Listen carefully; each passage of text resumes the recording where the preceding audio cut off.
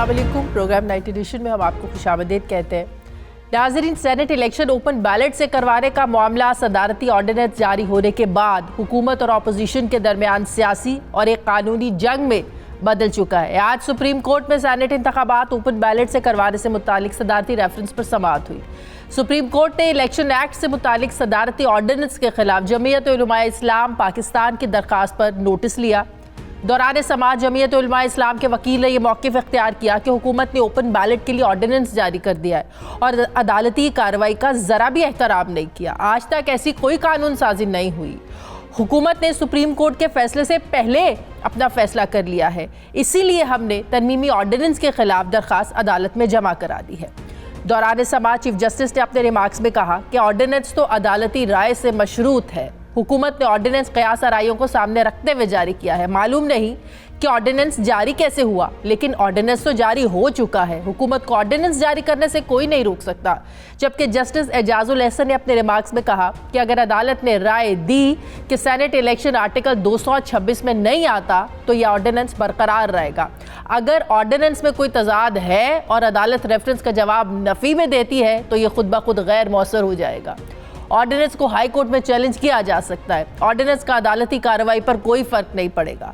अदालत ने सदारती ऑर्डिनेंस पर आर्टिकल 184(3) के तहत नोटिस जारी करने की इस्तदा को मुस्तरद करते हुए रिमार्क्स दिए कि ऑर्डिनेंस अगर मशरूत ना होता तो कलअदम करार दे देते। ऑर्डिनेंस के तहत भी वोटिंग खुफिया ही होगी, बाद में दरख्वास्त देने पर वोट देखा जा सकेगा। चीफ जस्टिस ने आज रिमार्क्स दिए कि ऑर्डिनेंस के हवाले से दी गई दरख्वास्त को भी केस के साथ ही सुनेंगे।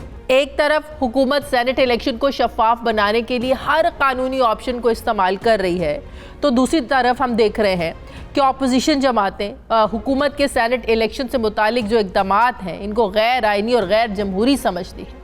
बिलावल भुट्टो के मुताबिक खुफिया राय शुमारी हर शहरी का आइनी हक है। हुकूमत की तो नीयत ख़राब है। उनका कहना था, उनका ख्याल था कि सेनेट में उन्हें खुला मैदान मिलेगा और उनका कोई मुकाबिल नहीं होगा, लेकिन पीडीएम के मैदान में उतरने के बाद हुकूमत को अंदाज़ा है कि उनके अपने ही अरकान कौमी और सूबाई असम्बली हुकूमत के साथ नहीं हैं। ताहम सेनेट में हम ओपन वोट में भी मुकाबला करने के लिए तैयार है। पीडीएम ओपन बैलेट में हुकूमत को टफ टाइम देगी। एक तरफ बिलावल भुट्टो जरदारी सदारती ऑर्डिनेंस चैलेंज करने का ऐलान कर रहे हैं, तो दूसरी तरफ हुकूमत ये समझती है कि अपोजिशन जमातें सेनेट इलेक्शन में हॉर्स ट्रेडिंग करना चाहती हैं। इसी हॉर्स ट्रेडिंग को रोकने के लिए हुकूमत ने पार्लियामेंट और सुप्रीम कोर्ट के फोरम को इस्तेमाल किया। एक तरफ हुकूमत को सदारती ऑर्डिनेंस के मामले पर अपोजिशन की तनकीद का सामना है, तो दूसरी तरफ पीडीएम की क़यादत 26 मार्च को लॉन्ग मार्च करने के लिए तैयार नजर आ रही है। एक तरफ मरीम नवाज ये कहती हैं कि इमरान खान के बड़े सेनेट इलेक्शन से मुतालिक तरमीम के लिए फ़ोन कर रहे हैं, जबकि अपोजिशन जब उनसे अपोजिशन नहीं संभाली जाती तो फिर ये बड़ों से कहते हैं कि एक दबका तो लगाओ, हमारी सेनेट की सीटें जाती हैं तो जाएं, इस जाली हुकूमत के साथ बैठकर बात नहीं करेंगे। दूसरी तरफ DGISPR major general Babar Iftikhar ये कहते हैं, उन्होंने आज ये कहा कि फ़ौज को सियासत में मत घसीटें, हमारे किसी किस्म के कोई बैकडोर राब्ते नहीं हो रहे और किसी किस्म की सियासत के साथ हमारा कोई ताल्लुक नहीं है। क़यास आराइयाँ करने वालों से मैं फिर कहूँगा कि फ़ौज को सियासत में मत घसीटें। हमारे पास दाखिली और खारजी सलामती का एक बड़ा फरीज़ा है जिसे बखूबी अदा कर रहे हैं। बग़ैर शवाहिद और तहकीक इस बारे में बात करना किसी को सूट नहीं करता, लिहाजा इस किस्म की क़यास आराइयों को बंद होना चाहिए। इस बारे में कमेंट्स करने वालों के पास अगर कोई सबूत है तो सामने लेकर आए, दिखा दें कौन किसको कॉल कर रहा है, किससे बात कर रहा है। इस तरह की कोई चीज़ नहीं हो रही है। अपोजिशन की जानिब से सदारती ऑर्डिनेंस को चैलेंज करने का फैसला क्या वाकई दुरुस्त है? सवाल ये भी अहम है कि आखिर कौन इस्टेब्लिशमेंट को सियासत में घसीट रहा है। इन तमाम मामलात पर मैं बात करूँगी। मुझे ज्वाइन किया वफाकी वज़ीर इत्तलात और नशरियात सेनेटर शिबली फराज साहब ने। अस्सलाम वालेकुम, बहुत बहुत शुक्रिया शिबली साहब आपका। शिबली साहब, हुकूमत तो इस नीयत से ओपन बैलेटिंग करवाना चाहती है कि ज़ाहिर है सेनेट इंतखाबात से जो हॉर्स ट्रेडिंग है, पैसे का इस्तेमाल होता है, जो करप्शन होती है, जो ब्रीफ केस खुलते हैं, इनका मुंह बंद किया जा सके, इसीलिए आईनी तरमीमी बिल भी पेश किया, लेकिन अपोजिशन ने इसे रिजेक्ट कर दिया, मुस्तरद कर दिया। अब अपोजिशन कह रही है कि सेनेट इलेक्शन से पहले ऐसी क्या उजलत थी कि आप आईनी तरमीमी बिल भी ले आए, उससे पहले कोर्ट भी चले गए, अब सदारती ऑर्डिनेंस भी आप लोगों ने जारी कर लिया, एटलीस्ट अदालती फैसले का इंतजार ही कर लेते। तो हुकूमत को ऐसी क्या जल्दी है कि हुकूमत ने हर तरफ जो है ना वो महाज खोली है कि कहीं से तो कामयाबी मिलेगी? नहीं जी, देखें ये ऑप्शन है, ये समझने की जरूरत है। हमने ऑर्डिनेंस क्यों लाया, उसकी बुनियादी वजह ये थी कि 11 फरवरी को यानी 3 दिनों बाद शेड्यूल अनाउंस हो जाएगा सेनेट के इलेक्शंस का। जब शेड्यूल अनाउंस हो जाता है उस दौरान में आप कुछ भी नहीं कर सकते। इसलिए ये ऑर्डिनेंस इस सूरत में हमने जारी किया कि इन केस अगर सुप्रीम कोर्ट हमें ये कह देती है कि आप इलेक्शन ऑर्डर 2017 में अमेंडमेंट कर सकते हैं तो उसके लिए हम कर सकेंगे। और अगर सुप्रीम कोर्ट ने हमें गाइडेंस न दी तब भी जो है तो फिर कुछ नहीं हो सकता और वही सीक्रेट बैलेटिंग होगी। और अगर सुप्रीम कोर्ट ने हमें ये कह दिया कि आपने कॉन्स्टिट्यूशनल अमेंडमेंट करनी है तब भी जो है तो इलेक्शन सीक्रेट बैलेट के तहत होगा। ये बुनियादी तौर पे हमारी यही कोशिश थी, जिस तरह आपने इब्तिदाई में कहा कि हम चाहते हैं कि जो पाकिस्तान की सियासत है उसमें पैसे का रोल खत्म किया जाए।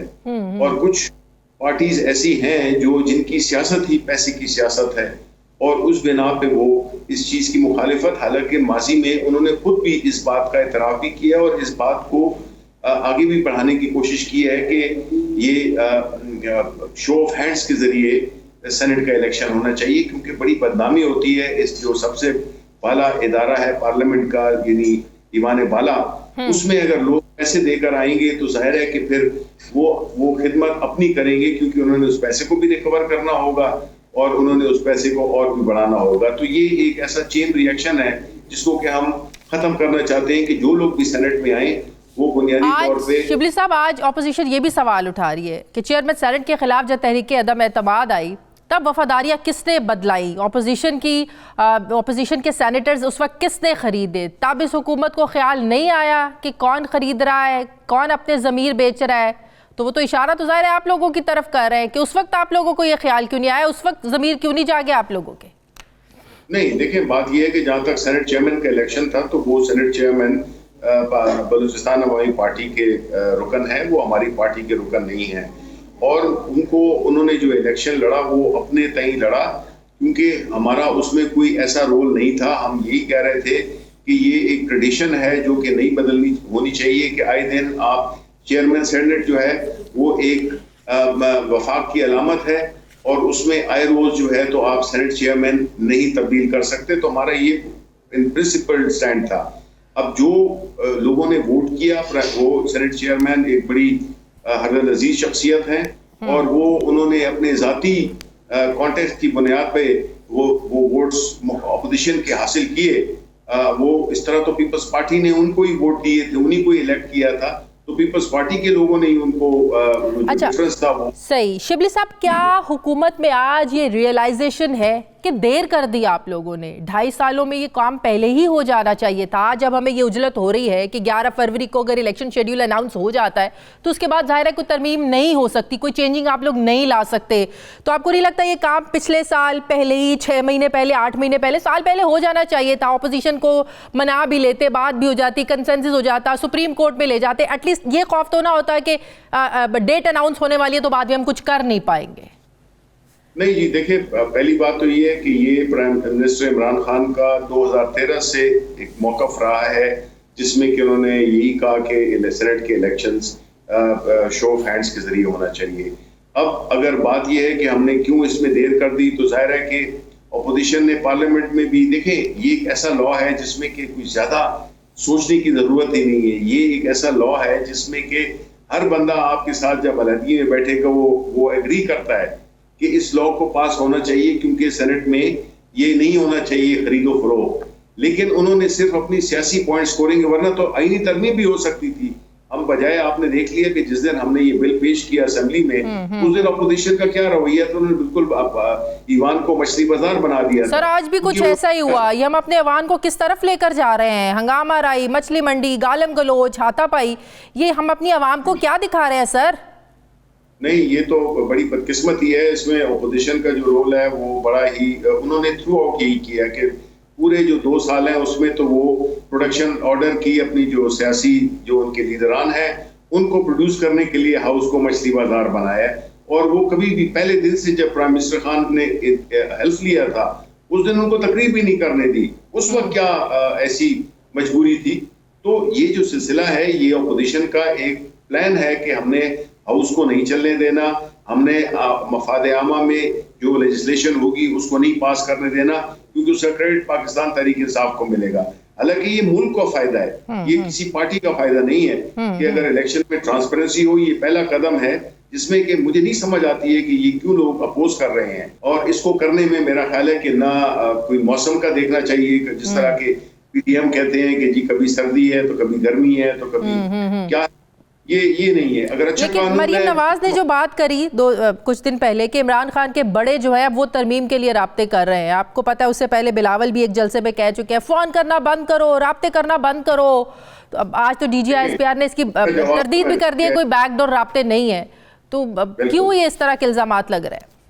देखिए, उन्होंने अपने आप को रेलेवेंट करना है अपनी सियासत में, बिकॉज आफ्टर द जो जिस पीडीएम की जो पूरी जो तहरीक थी, तो अब आप देखें ना कि 2 हफ्ते पहले 3 हफ्ते पहले से कई चैनल्स ये प्रोग्राम कर रहे हैं कि एक थी पीडीएम।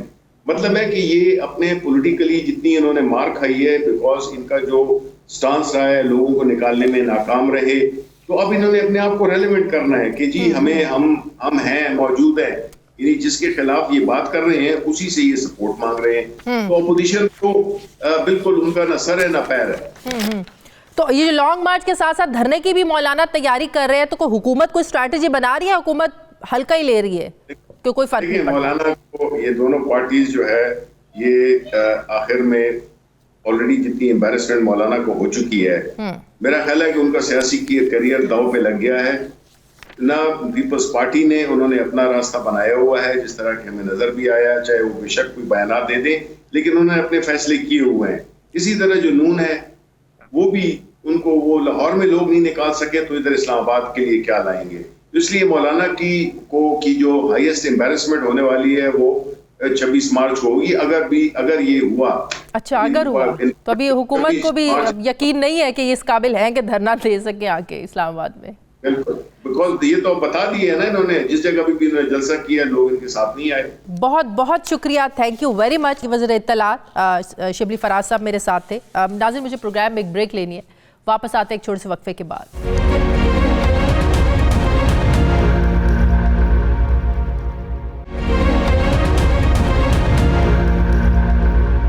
ब्रेक के बाद एक बार फिर से आपको खुशामदीद कहते हैं। मुस्लिम लीग नून के रहनुमा राना तनवीर हुसैन साहब ने मुझे ज्वाइन किया। अस्सलाम वालेकुम, बहुत बहुत शुक्रिया राना साहब आपका। पहला सवाल ये करना चाहती हूँ राना साहब, ऑपोजिशन जितना इस मामले को मतनाज़े बना रही है, ज़रा ऑपोजिशन अपने माजी को भी देख ले कि वो 2006 का जो मिसाक़े जमहूरियत था जिसमें नून लीग और पाकिस्तान पीपल्स पार्टी इस बात पर मुत्तफिक थे कि इस तरह सेनेट इलेक्शंस में जो हॉर्स ट्रेडिंग का रास्ता है इसको रोकना है, जो पैसा चलता है इसको रोकना है, इस करप्शन को रोकना है। आज जब हुकूमत तहरीक इंसाफ की इसको ख़त्म करने के लिए कोशिश कर रही है, वो आईनी तरमीमी बिल भी पार्लियामेंट में लेकर आए जिसको आप लोगों ने सपोर्ट नहीं किया, क्यों अब आप लोग इसको मतनाज़े बनाने की कोशिश कर रहे हैं जबकि आप खुद माजी में इसको ख़त्म करना चाहते थे? सर देखिए, एक तो परसेप्शन पे है कि ये हॉर्स ट्रेडिंग होती है या वहाँ पे पैसा चलता है सेनेट में, लेकिन शाजिया मैं एक बात बताऊं कि इस परसेप्शन पे अगर कोई इम्प्रूवमेंट लानी है तो हमारे जो पॉइंट्स हैं वो बड़े सीधे साधे हैं। हम कहते हैं कि एक पूरा पैकेज, ये सिर्फ परसेप्शन है कि पैसा चलता है, पैसा नहीं चलता क्या? नहीं, देखिए किसी के पास कोई सबूत तो नहीं, ये अलैज किया जाता है कि पैसा चलता है, लेकिन मैं माजी में आप लोग ये बातें कर चुके हैं सर, पीपल्स पार्टी कर चुकी है, आप लोग कर चुके हैं। मेरी बात सुन लेना, मैं उस पर आने लगा कि एक तो हम कहते हैं कि ये पूरा एक पैकेज लाया जाए इलेक्टोरल रिफॉर्म्स का जिसमें सेनेट का भी मसला हो, और ये पीस मील में नहीं हो सकता कि सेनेट में, क्योंकि इस वक्त उनको जरूरत है। कल को तो ये जो हम इनकी नीयत पे शक कर रहे हैं, ये ऑर्डिनेंस भी देखें तो वो कहते हैं ये 1 टाइम होगा। तो इस वक्त अगर आप इनकी देखें तो हॉर्स ट्रेडिंग कौन करता है? पहले तो हमें रिस्ट्रेंट शो करने चाहिए, अगर if we believe in this horse trading नहीं होनी चाहिए और पैसा नहीं चलना चाहिए इन इलेक्शनों में, तो फिर हमें वो रिफ्लेक्ट भी करना चाहिए हमारे एटीट्यूड से, हमारे कामों से। पिछली दफा जो हुआ है सेनेट का वोटो नो कॉन्फिडेंस का मसला चेयरमैन के खिलाफ, उसमें शादी आपको पता है कि किसने हॉर्स ट्रेडिंग की? पीटीआई ने की या हमने की? वो हमारे बंदे उन्होंने क्यों विन ओवर किया? अगर इतने वो बिलीव करते तो हैं, आप मानते हैं ना हॉर्स ट्रेडिंग होती है? यही तो सवाल है मेरा, मानते हैं ना? उसने की, इसने की होती है कि नहीं होती? मेरी बात का जवाब आप नहीं देंगी और ना अंडरस्टैंड करेंगी। मेरा मतलब कि हमें भी रिस्ट्रेंट शो करनी चाहिए। हमें ये करना चाहिए कि हम भी एक पॉलिटिकल कल्चर इंट्रोड्यूस कराएं जिससे पॉलिटिकल पार्टी रिस्ट्रेंट शो करे कि हम ये काम नहीं कर। आप कैसा कल्चर इंट्रोड्यूस करवाना चाहते हैं सर? मेरी बात सुन लेना। दूसरी बात ये है कि ये अगर यही चाहते हैं तो यहाँ इनका दूसरा मैं आपको बता देता हूँ, जो इनकी एग्जाम्पल है वो है पंजाब। यहाँ के एमपी किसने 5-6 तोड़े हुए हैं पीएमएल? हमने तो नहीं तोड़े। इनके बंदे हमारे साथ राब्ते करते हैं, लेकिन हम तो रिस्ट्रेंट शो कर रहे हैं कि नहीं। हमने जमहूरी रवायत को स्ट्रॉन्ग किया है। हमने पीटीआई की गवर्नमेंट थी, वो मेजॉरिटी पार्टी नहीं थी केपीके में 2013 में, लेकिन हमने सिंगल मेजॉरिटी पार्टी जरूर थी। देखिए ये तो पीपल्स पार्टी भी कह रही है खुल्लम खुल्ला भी वोट कर ले तो वोट हमें ही देने हैं। मैं जो बात कर रहा हूँ उसका आप नहीं जवाब देते। आप सुन तो ले सर, सुन ले। मैं आपकी बात कोई जो है ना वो आगे बढ़ा रही हूँ। आज बिलावल भुट्टो ने भी प्रेस कॉन्फ्रेंस में कहा कि ओपन बैलेटिंग करवा ले, खुफिया करवा ले, इनके लोगों ने हमें वोट देने देना है। तो इतनी श्योरिटी से कैसे फिर ऑपोजिशन कह रही है कि तहरीक-ए-इंसाफ के लोगों ने भी हमें वोट देने हैं? नहीं देखे ना, हमें तो पता है। हमारे तो वो हमें कहते हैं हम बड़े तंग हैं इनके। हमें तो वो कहते हैं कि हमारा फलां कैंडिडेट अगर ये पुट करेंगे तो हमें वोट सवाल ही नहीं पैदा होता इनको देने। ये वो कैंडिडेट पर्सोना नॉन ग्रंट है हमारे लिए, ये नापसंदीदा शख्स है। मैं नाम तो नहीं लेता उसका, ये तो आपको भी पता है कि वो किस तरह इशारा कर रहे हैं। तो वो बड़ी चीजें सामने हैं लोगों के, लेकिन इस तरह का कल्चर है, ये तो डिक्टेटोरियल एक एटीट्यूड है कि हमें नॉमिनेशन हमारे हाथ में आ जाए। जो पहले लीडरान सारे चाहते हैं कि हमारे हाथ में आ जाए। मैं अनफॉर्चुनेटली कहता हूँ ये जो सीक्रेट बैलेट है ये फिर दूसरा बात है जिस गोल्डन अंदाज में कर रहे हैं। ये सीरियस मुझे बताएं कि इनको याद नहीं था ये असेंबली में गए कैसे हैं, कि इनको पता है कि हमारी अक्सरियत नहीं है वहां पे, हम नहीं पास करा सकते। तो पहले इनको पॉलिटिकल पार्टीज को ऑनबोर्ड करना चाहिए। जब एक इतनी अहम अमेंडमेंट है तो फिर ये चले गए वहां पे सुप्रीम कोर्ट में रेफरेंस दायर कर दिया, फिर ये चले गए असेंबली। अब ऑर्डिनेंस आ गया कि subject to the decision of the Supreme Court. अगर यही लिखना subject to the decision of the, तो फिर सुप्रीम कोर्ट का फैसला आने दें। ठीक है, फिर क्यों वो कह रहे हैं कि सदारती ऑर्डिनेंस लाना पहले इसलिए जरूरी था कि 11 फरवरी को जब इलेक्शंस का ऐलान हो जाएगा, डेट का ऐलान हो जाएगा, तो इलेक्शन एक्ट के मुताबिक उसके बाद आप कोई तरमीम नहीं कर सकते इलेक्शन रूल्स के मुताबिक। सर इसलिए लेके आए। सुप्रीम कोर्ट का रेफरेंस आ जाएगा, उसमें वर्डिक्ट आ जाएगा। तो मशरूत किया ना उन्होंने। मशरूत, मेरी बात सुने, अगर वो आता है अगेंस्ट तो फिर क्या खत्म हो जाएगा, ऑर्डिनेंस खत्म हो जाएगा, खत्म हो जाएगा ना। तो फिर इसका तरीका करने का फायदा आप समझने की कोशिश नहीं कर रही है, समझती हैं लेकिन आप समझ नहीं रही। नहीं सर, मैं कहता हूँ कि ये सारी एक्सरसाइज नल एंड वाइड हो जाएगी। ठीक है, फ्यूटाइल एक्सरसाइज क्यों कर रहे हैं? ठीक है, उसका फायदा ही नहीं है। बहुत शुक्रिया, बहुत शुक्रिया। मुस्लिम लीग नून के रहनुमा तनवीर साहब मेरे साथ हैं। सर बहुत शुक्रिया आपका। नाज़रीन, अब मुझे ज्वाइन किया साबिक secretary election commission Kanwar Dilshad साहब ने। अस्सलाम वालेकुम, बहुत बहुत शुक्रिया कंवर साहब आपका। अब कंवर साहब, ऑपोजिशन तो ये इल्ज़ाम लगा रही है कि मतनाज़े ऑर्डिनेंस मुतारिफ करवा के मुल्क में एक आईनी बहरान पैदा कर दिया हुकूमत ने, लेकिन हुकूमत की जस्टिफिकेशन ये है, जो किसी हद तक ठीक भी लगती है, कि 11 फरवरी से पहले हम इसलिए लाना चाहते थे ऑर्डिनेंस के एक मरतबा शेड्यूल का अगर ऐलान हो गया तो इलेक्शन एक्ट 2017 में फिर हम तरमीम नहीं कर सकते, तरमीम नहीं की जा सकती। फिर सदर ने भी ऑर्डिनेंस जारी करके कोई आईनी उसूलों की खिलाफ वर्जी नहीं की। ज़ाहिर है आइन के आर्टिकल 50 के तहत वो सदर जो है ना ज़ाहिर पार्लियामेंट का हिस्सा है, और आज सुप्रीम कोर्ट ने भी कहा कि हुकूमत को ऑर्डिनेंस जारी करने से कोई नहीं रोक सकता, ये हुकूमत कर सकती है। तो आईनी बहरान कहाँ नजर आ रहा है फिर आपको? देखिए जी, असूली तौर पर जिस हुकूमत पाकिस्तान ने जो आईनी तरमीम करवाने के लिए कौमी असम्बली से रब्ता किया, कौमी असम्बली ने बिल पेश कर दिया, उसमें सबसे बड़ी अहम बात ही कि इनको 1 पॉइंट एजेंडा लेना चाहिए था। मसलन यही कि ओपनिंग बैलेटिंग के बारे में कानून साजी करवा लेते, लेकिन इन्होंने अपने ख़ास दोस्तों को नवाजने के लिए उनकी जो दोहरी शहरियत है उसको ख़त्म करने के लिए, उनको सेनेट में लाने के लिए उन्होंने आर्टिकल 63(1) में भी तरमीम करने के लिए नकबजनी की। असूली तौर पर यह बहुत गलत फैसला था हुकूमत पाकिस्तान का कि दोहरी शहरियत वालों को भी इसके साथ नथी कर दिया। अगर ये 1 पॉइंट बिल होता तो मुमकिन है कि ये अपने मुस्लिम लीग नवाज और पीपल पार्टी इसको सपोर्ट इसलिए कर जाती कि वो नाम निहाद मिसाक़ जमहूरियत में इसका जिक्र है। लेकिन मैं बार बार हमारे सियासी जमातें और हमारे एंकर पर्सन बार बार मिसाक़ जमहूरियत का हवाला देते हैं। मिसाक़ जमहूरियत 2 पार्टियों के दरमियान फायदा था, पाकिस्तान की 26 सियासी जमातों ने मुस्तरद कर दिया था। तो इसमें MQM भी शामिल तो थी। आपका ये तो भी ये मैं ये कह रहा हूँ कि ये कोई मतलब ऐसा एनालिसिस है जो अपोजिशन भी बात कर रही है कि खास लोगों को नवाजने के लिए हुकूमत ये कर रही है, उनको सैनिटर्स बनाने के लिए कर रही है।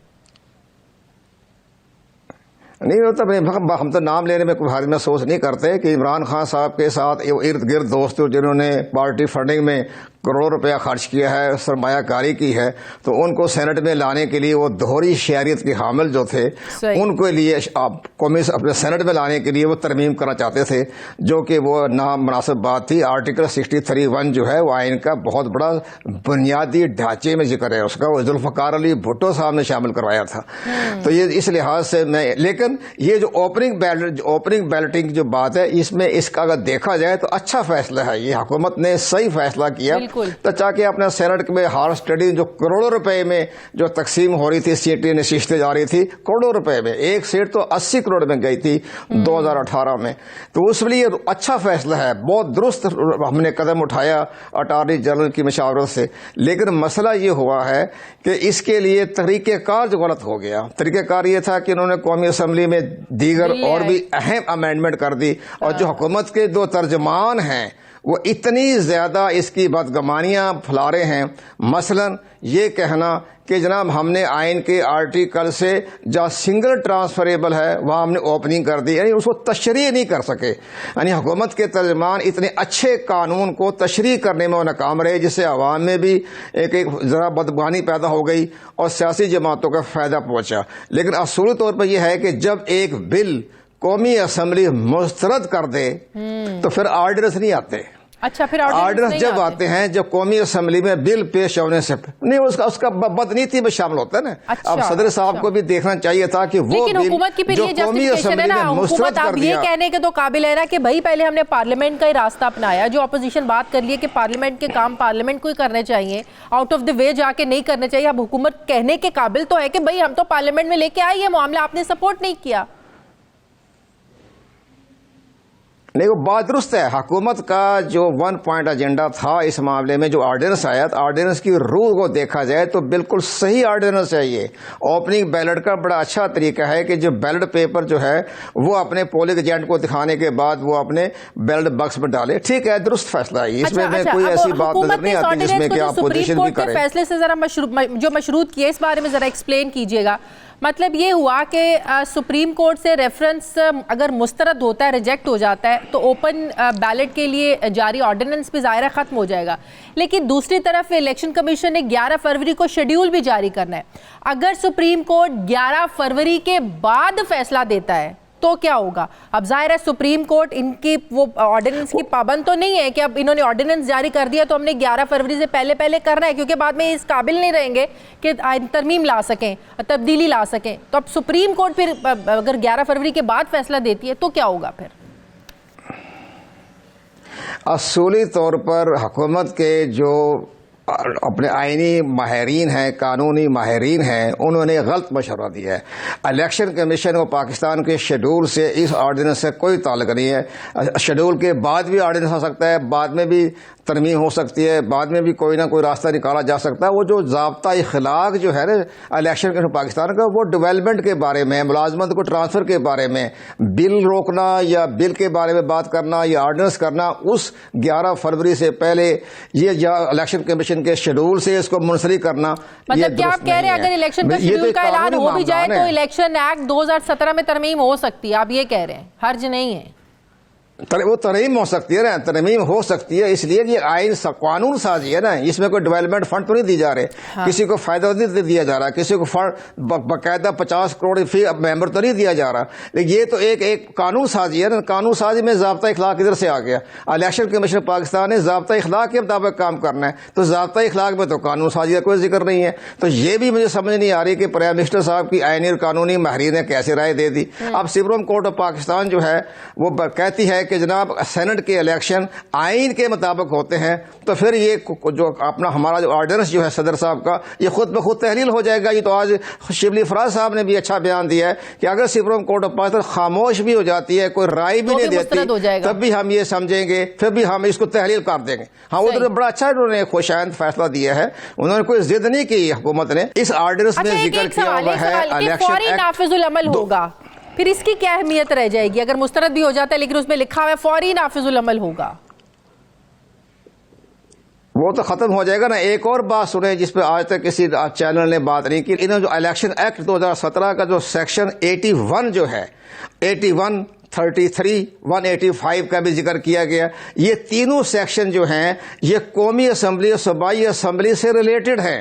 अच्छा। इनका सेनेट से कोई ताल्लुक ही कोई नहीं है, और ये बड़ी अहम बात है। ठीक है, सेक्शन 122 सेनेट से अपना रिलेट है, ताल्लुक है, उसका बिल्कुल सही फैसला है, जिक्र किया हुआ है। लेकिन मैं हैरान हूं 81, 33 और 185 तो कौमी असम्बली के लिए है, सूबाई असम्बली के इलेक्शन के लिए, उसमें सेनेट का जिक्र ही नहीं। लेकिन एक और बड़ा अहम जो सेक्शन है 178 वो सेनेट से रिलेटेड है, उसमें ऑर्डिनेंस का जिक्र ही कोई नहीं है। तो इस ऑर्डिनेंस में जो मुतजाद बातें भी आ रही हैं, तजाद का भी निशाना बन गया है, और इसमें बेपना तजाद ही पाए जा रहे हैं। तजाद जो मैंने आपको बताया, आप 81, 833 और सेक्शन, और इसी तरह 185 ये तो कौमी असम्बली के सूबाई असम्बली के इंतखाब के लिए है। इसमें सेनेट कहां से आ गया? सही, बहुत तो ये हमारे साबिक secretary election commission Kanwar Dilshad साहब मेरे साथ थे। मुझे प्रोग्राम में एक ब्रेक लेनी है, वापस आते हैं एक छोटे से वक्फे के बाद।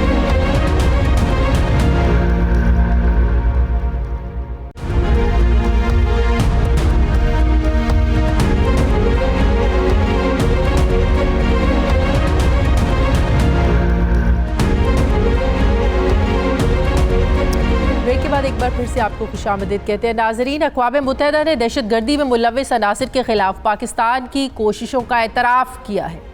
मीडिया रिपोर्ट्स अक़वाम मुत्तहिदा के दहशतगर्दी पर नज़र रखने वाले इदारे की जानिब से 3 फरवरी को जारी की गई सलामती काउंसिल की 27वीं रिपोर्ट में यह एतराफ़ किया गया है कि पाकिस्तान दहशतगर्दी के लिए माली ताउन करने वाले अफराद की गिरफ्तारी के साथ साथ मतलूब अफराद और जायदादों के खिलाफ भी कार्रवाई कर रहा है। अक़वाम मुत्तहिदा की तज्ज़ियाती और निगरानी टीम की रिपोर्ट के मुताबिक अफ़गानिस्तान में TTP के मुनहरिफ ग्रुपों का दोबारा इत्तेहाद तशवीश का बायस है, जिनमें जुलाई और अगस्त 2020 में शहरयार महसूद ग्रुप, जमातुल अहरार और हिज़्बुल अहरार, अमजद फारूकी और साबिक लश्कर जंगवी उस्मान सैफुल्लाह ग्रुप समेत 5 ग्रुपों का इत्तेहाद शामिल है। अक़वाम मुत्तहिदा ने खबरदार किया है कि दहशतगर्द ग्रुपों के इत्तेहाद से न सिर्फ पाकिस्तान के अंदर दहशतगर्दी के ख़तरात में इजाफा हुआ है, बल्कि पूरे खित्ते के लिए ख़तरे का बायस है। ये अक़वाम मुत्तहिदा के मुताबिक जब से TTP की ताकत में इजाफा हुआ, उसके नतीजे में हमलों में इजाफा देखा गया। जुलाई और अगस्त 2020 के दौरान सरहद पार से 100 से ज़ायद हमलों की जिम्मेदारी भी TTP पर है। सलामती काउंसिल की 27वीं रिपोर्ट की रोशनी में पाकिस्तान ये समझता है कि अक़वाम मुत्तहिदा ने अफ़गानिस्तान में मुख्तलिफ दहशतगर्द गिरोहों की मौजूदगी को उजागर करके पाकिस्तान के मौक़िफ़ की तायद की है। इस किस्म के ग्रुप्स न सिर्फ पाकिस्तान बल्कि पूरे खित्ते के लिए बराह रास्त एक बहुत बड़ा ख़तरा है। दफ्तर खारजा के तर्जुमान के मुताबिक पाकिस्तान अफ़गानिस्तान में मुखालिफ एजेंसियों के स्पॉन्सर्ड मुल्क दुश्मन अनासिर की मिली भगत को बेनकाब करने के लिए UN मॉनिटरिंग टीम की कोशिशों को सराहता है, और इस्लामाबाद अब ये तवक्को करता है कि अफ़गानिस्तान से पैदा होने वाले इस खतरे को ख़त्म करने के लिए काबुल भरपूर कोशिशों का आगाज़ करेगा। पाकिस्तान दहशतगर्दी की लानत के खिलाफ बैनुल-अक़वामी बिरादरी के साथ शराकत के लिए पुरअज़्म है। नाज़रीन, इसी पर मैं बात करूँगी। मुझे ज्वाइन किया है दिफाई तज्ज़ियाकार जनरल रिटायर्ड एजाज़ अवान साहब ने। अस्सलाम वालेकुम, बहुत बहुत शुक्रिया जनरल साहब आपका। जनरल साहब, अक़वाम मुत्तहिदा की तज्ज़ियाती और मॉनिटरिंग टीम की जो रिपोर्ट है कि पाकिस्तान की दहशतगर्दी के ख़िलाफ़ जो कार्रवाइयाँ हैं, उन्होंने कहा कि पाकिस्तान बड़ा ज़बरदस्त कार्रवाइयाँ भी कर रहा है, उनके ख़िलाफ़ एक्शन भी ले रहा है। दुनिया का ये एतराफ़ कितनी बड़ी कामयाबी है sir? Thank you very much Shazia. देखिए, ये तो एक बिफिटिंग ट्रिब्यूट है पाकिस्तान आर्मी के लिए, क्योंकि जिस तरीके से हमने दहशतगर्दी के खिलाफ 19 बरस जंग की है मुल्क के अंदर और मुल्क के बाहर भी इन ठिकानों को ख़त्म करने के लिए हमने जितना ताउन किया है अमेरिकन फोर्सेस के साथ जो अफगानिस्तान में थी, वो काबिल सताइश है, और ये उसी की रिकग्निशन है ये रिपोर्ट। लेकिन इतना कह देना सिर्फ काफ़ी नहीं है। एक तरफ तो यकीनन हमारी एफर्ट्स को सराहा जा रहा है, लेकिन दूसरी तरफ काबिल गौर बात यह है कि ये जो ग्रो यूनाइट हो रहे हैं, दोबारा से मुनज़्ज़म हो रहे हैं अफगानिस्तान में, इनको सप्लाई असलहा कौन सप्लाई कर रहा है, इनको मेडिकल केयर कौन प्रोवाइड कर रहा है, इनको लॉजिस्टिक सपोर्ट कौन दे रहा है, इस बात पर हम पाकिस्तान ने बार बार इस चीज़ को पॉइंट आउट भी किया है, एविडेंस भी कलेक्ट की है और फिर उस एविडेंस को डॉसियर्स के जरिए शेयर भी किया है दुनिया के साथ, यूनाइटेड नेशन के साथ और परमानेंट 5 के साथ। तो जब उस तरीके से हम एविडेंस दे रहे हैं तो फिर हम चाहेंगे कि इस पूरे मैनेज को ख़त्म करने के लिए वो तमाम बैरूनी कुव्वतें जो इनको सपोर्ट कर रही हैं और पाकिस्तान के अंदर अमन खराब करने के लिए इनके साथ ताउन कर रही हैं, बिल्कुल एक तरफ उनके खिलाफ कार्रवाई होनी चाहिए और दूसरी तरफ ये अफगान हुकूमत की जिम्मेदारी बनती है कि वो कब तक ये बहाना करते रहेंगे कि हमारी पूरे इलाके में रिट एस्टेब्लिश नहीं है, कुछ इलाकों पर हमारा कंट्रोल नहीं है। तो जनरल साहब फिर ऐसे तनाजुर में जब वहां पे ग्रुप्स दोबारा से मुत्तहद हो रहे हैं, ऐसे में फिर अमरीकी अफवाज का इनखला जो उजलत में करना चाह रहे थे प्रेसिडेंट ट्रंप, अब वो बाइडेन की हुकूमत आने के बाद अब इस पर गौर हो रहा है कि इसको किस तरीके से जो है ना हम आगे लेकर चलना है, इवन कि वो उस मुआहदे पर भी दोबारा से गौर करना चाहते हैं। तो ये फैसला बिल्कुल ठीक है, ये एक गौर तलब बात है। इसमें कुछ और डिजाइन भी हो सकता है, या तो ये जो रिपोर्ट्स आ रही हैं जिसमें उनको खित्ते के लिए अमन के लिए खतरा करार दिया जा रहा है, पाकिस्तान के लिए तो वो खतरा है, हाँ। लेकिन अगर वो साथ ये भी कह रहे हैं कि ये पूरे रीजन के लिए खतरनाक तंजीमें हैं, तो फिर इसमें देखना ये पड़ेगा कि क्या वो अफगानिस्तान में अपना स्टे प्रोलॉन्ग करने के लिए कोई जवाब तलाश कर रहे हैं, क्या वो मजीद अभी इनखला नहीं चाहते, क्या वो नहीं चाहते कि जो हुकूमत अफगानिस्तान की मौजूदा स्टेटस को गवर्नमेंट है वो तालिबान के साथ अपना मुआहिदा को जो है हतमी अंजाम की तरफ लेकर जाए।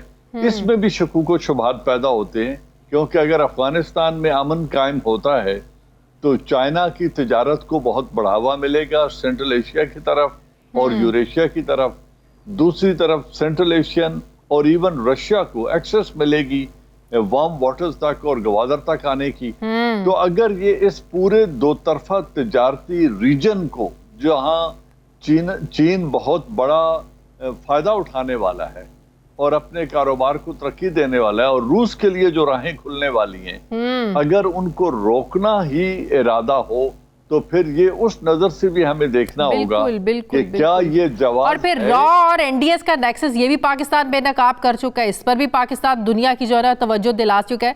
तो भारत के साथ साथ फिर तो अब काबुल हुकूमत भी उतनी ही जिम्मेदार है इन सब वाकयात की। काबुल हुकूमत जो मौजूदा हुकूमत है, इन लोगों ने 19 बरस इक़्तिदार के मजे लूटे हैं। हाँ। इन्होंने अफगान जो कोलिशन फोर्सेस थी उनकी प्रेजेंस से माली और इक़्तिदार के फ़वाइद हासिल किए हैं। वो तो चाहते हैं कि उनकी हुकूमत चलती रहे और अफगानिस्तान में जैसे हालात हैं इस तरह चलते रहे, अमेरिका उनकी फंडिंग करता रहे और उनके इक़्तिदार को तवालत मिलती रहे और तालिबान को इक़्तिदार से दूर रखा जाए। उन्हें उस तो फिर ऐसी रिपोर्ट्स का आप नहीं समझते कि पीस डायलॉग जो है उन पर असर पड़ेगा?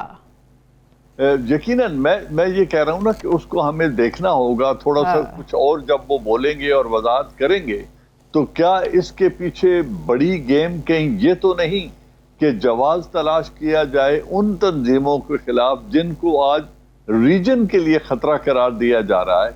क्या इसको जवाब बनाकर वो अपना मुआहिदा कैंसिल करना चाहते हैं? और तो मुआहिदा कैंसिल होने की सूरत में तालिबान का रिएक्शन क्या सॉफ्ट तो नहीं रहेगा? क्या कार्रवाइयां दोबारा से शुरू नहीं हो जाएंगी? तालिबान रेजिस्ट करेंगे, एक दफा फिर वो कार्रवाइयां शुरू हो जाएंगी, रेजिस्टेंस शुरू हो जाएगी, जिसको अमेरिका न तो इन 2500 ट्रुप से काबू में ला सकता है और न वो मजीद रीइंफोर्स करने की पोजीशन में होंगे कि नए सिरे से फौज दोबारा वहां भेज दी जाए। उनके लिए भी यह बड़ा मुश्किल होगा अपनी कौम के आगे जस्टिफाई करना कि अब हम दोबारा अफगानिस्तान में फौज क्यों भेज रहे हैं। और ये जो वैक्यूम पैदा होगा इसमें न तो अफगान आर्मी की ये पोजीशन है कि वो उन पूरे हालात पे काबू पा सके, जब तक उनको 4.5 से 5 बिलियन डॉलर की एनुअल इमदाद अफगान हुकूमत को नहीं मिलती, उसके बावजूद इन फोर्सेस की ये कैपेसिटी नहीं है और मुझे कोई और ऐसी फोर्स नजर नहीं आ रही जो इस वैक्यूम को फिल करने के लिए तैयार हो कि वहां ट्रुप्स कौन भेजेगा। तो ये एक बड़ी जो है गौर से देखने वाली डेवलपमेंट है जो अभी हो रही है। अगर इसको फेस वैल्यू पे लिया जाए, क्या इसको फेस वैल्यू पे लिया जाए या इस पर एक गहरी इसके पीछे छुपे मुहर्रिकात भी देखे जा सकते हैं। मुहर्रिकात क्या? बिल्कुल, बहुत बहुत शुक्रिया दिफाई जनरल रिटायर्ड एजाज अवान साहब मेरे साथ थे। मुझे प्रोग्राम में एक ब्रेक ले लिया नाजरीन, वापस आते एक छोटे से वक्फे के बाद।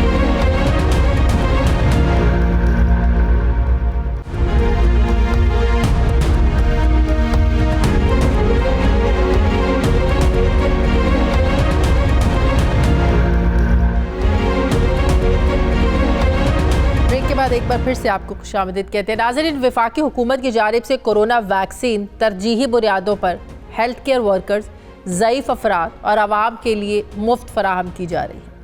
वज़ारत सेहत ने वफाकी काबीना से सिफारिश की है कि निजी शोबे को इस काबिल बनाया जाए कि कोरोना वैक्सीन दरामद करके इस तबके को वैक्सीन फराहम की जाए जो हुकूमत के तरजीहात में जो तरजीही फहरिस्त है उसमें शामिल नहीं है। दूसरी तरफ भारतीय नेशनल फार्मास्यूटिकल प्राइसिंग अथॉरिटी की वेबसाइट पर कोरोना वैक्सीन की मार्केट कीमत दस्तयाब नहीं है। वज़ारत सेहत के मुताबिक भारत और पाकिस्तान का मवाजना भी दुरुस्त नहीं है क्योंकि भारत की जानिब से वैक्सीन बनाने का अमल शुरू हो चुका है जबकि पाकिस्तान को वैक्सीन के लिए दरामदी ज़राए पर इन्हिसार करना पड़ा है। मुख्तलिफ ममालिक में कोरोना वैक्सीन की दरामदी कीमत के हवाले से कोई मालूमात दस्तयाब नहीं है और कंपनीज़ की जानिब से कोरोना वैक्सीन बनाने के लिए मुख्तलिफ टेक्नोलॉजी का इस्तेमाल और वैक्सीन की खुराक की तादाद में तब्दीली के बायस वैक्सीन की कीमत मुख्तलिफ हो सकती है। वज़ारत सेहत के मुताबिक ड्रग प्राइसिंग पॉलिसी 2018 के पैरा 4 के तहत कोरोना वैक्सीन की रिटेल प्राइस का तयन करना नामुमकिन है, लिहाजा ड्रग कंपनीज को ड्रग एक्ट और पॉलिसी से इस्तिस्ना देते हुए अपनी मर्जी के मुताबिक कोरोना वैक्सीन की कीमत मुकर्रर करने की इजाज़त दी जाए। अब वफाकी काबीना के अरकान की जानिब से कोरोना वैक्सीन की ज़्यादा से ज़्यादा कीमत के हवाले से हद मुकर्रर करने का पुरजोर मुतालबा किया गया है ताकि निजी दरामद कुनिंदगान अवाम का इस्तेहसाल और नाजायज़ मुनाफाखोरी ना कर पाएँ। कोरोना वैक्सीन की कीमत का मामला निजी शोबे पर छोड़ने से हुकूमत को तनकीद का सामना करना पड़ सकता है। ताहम बासर काबीना रुकन के इसरार पर कंपनियों को मनपसंद कीमत वसूल करने का इख्तियार देने की मंजूरी दे दी गई है। माजी में भी एक वफाकी वजीर की जानिब से अद्वियात की कीमतों में बेजा इजाफे की मंजूरी देने पर नैब की तहकीकात जारी हैं। अब सवाल ये है कि क्या आने वाले दिनों में कोरोना वैक्सीन की मनपसंद कीमत का मामला एक नया स्कैंडल कोई बनने जा रहा है? इस पर मैं बात करूँगी इस्लामाबाद के ब्यूरो चीफ सुहेल भट्टी से। सुहेल, क्या ये सारा मामला है? कौन लोग हैं जो मनपसंद जो है ना वो चाहते हैं कि बिल्कुल फ्री हैंड दे दिया जाए और कोई पूछगिछ ना हो कि कितनी कीमत मुकर्रर की जाए? शादी, ये बहुत परेशान कुन मामला है कि जब प्राइम मिनिस्टर इमरान खान बिलखसूस मुख्तलिफ शोबों के अंदर आवाम से इजाफी कीमत वसूल करने वाले या नाजायज़ मुनाफाखोरी करने वालों के खिलाफ अक्सर सरगर्म दिखाते हैं और वो हर वक्त कमिटमेंट करते हैं कि ऐसे अनासर को आवाम से नाजायज़ या इजाफी कीमत वसूल करने की मंजूरी इजाज़त नहीं दी जाएगी मुख्तलिफ शोबों में।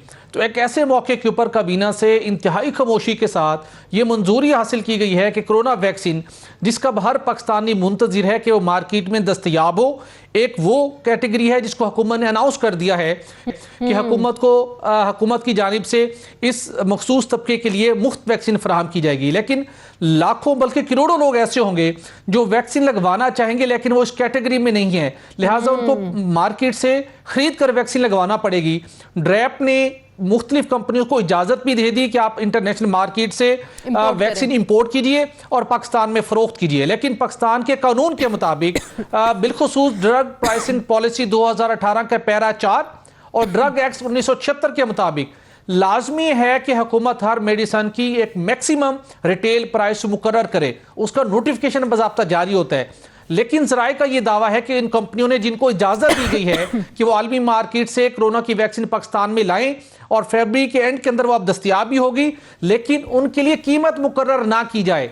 मतलब है कि जो मर्जी वो कीमत वसूल करना चाहे, कोई रोक टोक, कोई पूछ कुछ ना हो। ये बड़ी अलार्मिंग सिचुएशन थी जब ये सफारशात एजेंडे के बगैर काबीना में बहुत से वज़रा ऐसे होते हैं जो इन पर मुखालिफत करते हैं ऐसी जब किसी मंजूरी की बात की जाती है।